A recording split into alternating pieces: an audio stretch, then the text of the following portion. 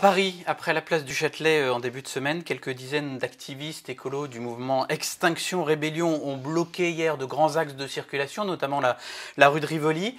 La maire, Anne Hidalgo, a déclaré qu'elle soutenait les actions de ce type dès lors qu'elles sont non violentes.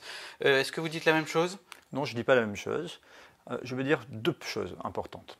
La première, c'est que je suis le seul député parisien à avoir voté pour l'interdiction du glyphosate. J'ai travaillé sur la sortie du plastique de notre restauration collective. Je me bats à Paris contre l'hyperdensification et le bétonnage. Je me sens profondément écologiste et j'entends le message qui est porté, je le respecte et je peux soutenir beaucoup des propositions qui émanent du terrain. Mais je dis pas aussi, la méthode en l'occurrence. Mais la méthode, non. La méthode, je crois qu'elle n'est pas la bonne, parce que le blocage du centre de Paris peut poser des problèmes de sécurité et simplement l'entrave à la liberté de circulation. Hier, j'étais dans le quartier, des citoyens ne pouvaient même pas prendre leur bus pour aller et venir. Je crois que par le dialogue, il faut trouver rapidement une issue pour que ces revendications se passent autrement sur un autre terrain.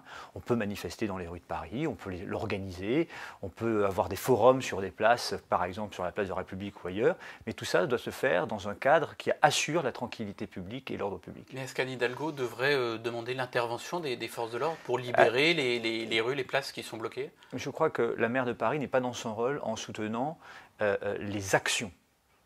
Le fond, d'accord, mais la forme, ce n'est pas son devoir. Son devoir, c'est de tenir le même langage à tous les citoyens de Paris, quelle que soit la cause qu'ils défendent. On ne peut pas occuper illégalement, comme ça, le domaine public de manière durable et entraver la circulation. Il faut le faire libérer, bien sûr, ce domaine public, par le dialogue, bien sûr, mais il faut le faire libérer parce que ce n'est pas acceptable. Imaginez-vous que par le dialogue, on n'a pas l'impression que, parce que je pense les que militants ont l'intention de je pense bouger. que les personnes qui sont là, contrairement à ce qui a pu être dit, ce sont des personnes calmes, qui revendiquent des choses, mais avant que d'autres viennent se greffer dessus, qui seraient peut-être beaucoup plus dangereux, il faut trouver une issue dans le dialogue, mais il faut faire privilégier la prérogative aussi de la puissance publique qui ne peut pas accepter que sur le domaine public, eh bien, chacun fasse ce qu'il veut.